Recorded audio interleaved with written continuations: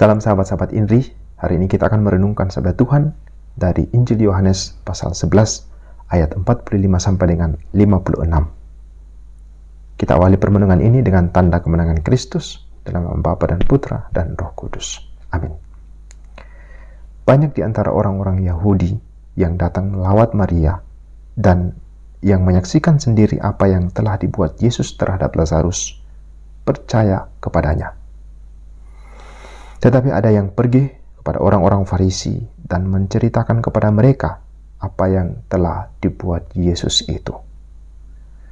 Lalu imam-imam kepala dan orang-orang Farisi memanggil mahkamah agama untuk berkumpul. Mereka berkata, "Apakah yang harus kita buat?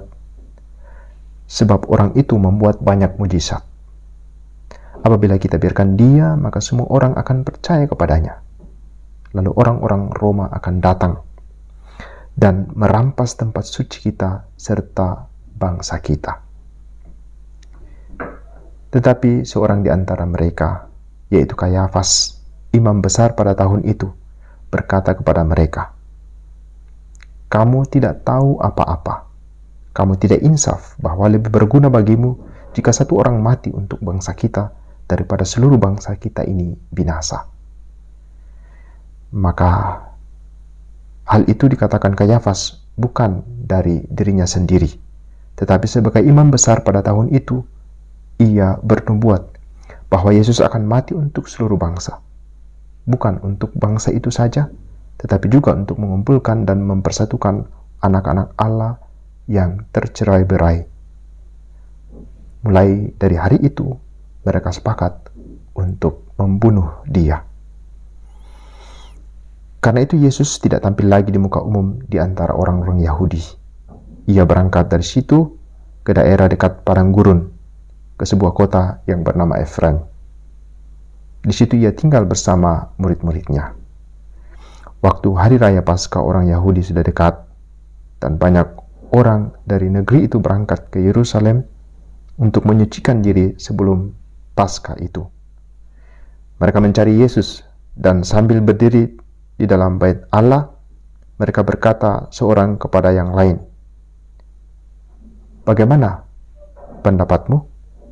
Akan datang jugakah ia ke pesta?" Demikianlah Injil Tuhan. Terpujilah Kristus. Sahabat-sahabat Indri yang terkasih, Injil yang baru saja kita dengarkan menceritakan bagian terakhir dari kisah kebangkitan Lazarus. Kisah ini menjadi salah satu alasan penangkapan dan pembunuhan Yesus. Penginjil Yohanes memberi komentar teologis bahwa apa yang diungkapkan oleh imam besar Kayafas merupakan suatu nubuat tentang Yesus, bahwa ia akan mati untuk seluruh bangsa.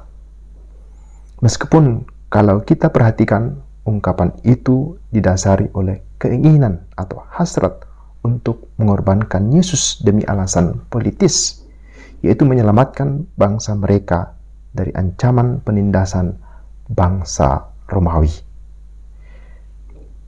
Kalau kita mundur ke belakang sedikit, kita akan melihat apa yang diungkapkan oleh Yesus saat mendengarkan bahwa Lazarus sakit. Maka kita akan mengerti bahwa kisah ini bisa dikaitkan dengan alasan pembunuhan Yesus. Yesus mengatakan bahwa penyakit Lazarus tidak akan berujung pada kematian, tetapi kemuliaan Allah akan dinyatakan. Bagi Yohanes, kemuliaan Allah terungkap melalui salib.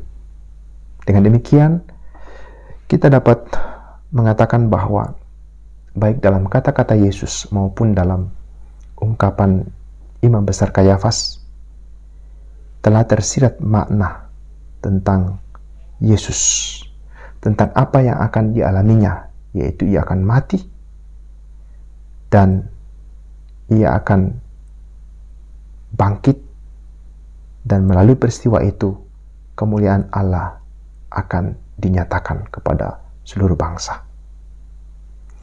Saudara-saudara yang terkasih, apa yang bisa kita renungkan dari peristiwa ini?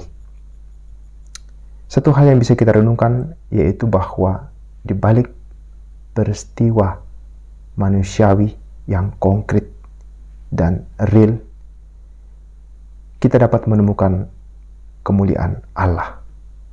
Di balik peristiwa-peristiwa hidup kita, meskipun sulit dan pahit, penuh penderitaan, tetapi kalau kita bisa merenungkannya, maka di sana pun kita bisa menemukan kemuliaan Allah. Misalnya lewat peristiwa penyakit dan kematian Lazarus, atau melalui penyaliban Yesus. Peristiwa itu memiluhkan, membuat hati menderita. Tetapi lewat peristiwa itu pula Allah menyatakan kemuliaannya, bahwa Ia berkuasa atas maut dan bahwa Yesus sungguh-sungguh Mesias, anak Allah. Yang dibutuhkan sekarang adalah sebuah penglihatan yang mampu melihat bukan hanya peristiwa itu sendiri, tetapi melampaui peristiwa itu sendiri. Sebuah pandangan yang mampu menemukan makna atau nilai di balik sebuah penderitaan. Sebuah pandangan yang mampu memaknai peristiwa salib sebagai jalan keselamatan. Kita semua memiliki pengalaman-pengalaman yang sulit diterima, yang menyakitkan, atau sebuah penderitaan. Maka kita membutuhkan suatu pandangan yang mampu memberi arti atau nilai atas peristiwa-peristiwa itu.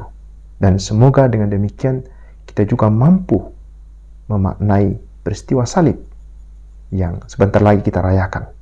Peristiwa salib Yesus sebagai sesuatu yang hina pada masa itu justru menjadi jalan keselamatan untuk memuji dan memuliakan Allah.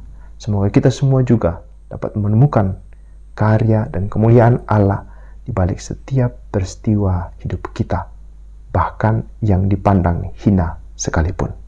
Semoga Tuhan senantiasa membantu kita untuk memaknai peristiwa hidup kita agar menemukan karya dan kemuliaan Allah di sana. Tuhan memberkati kita semua dalam nama Bapa dan Putra dan Roh Kudus. Amin.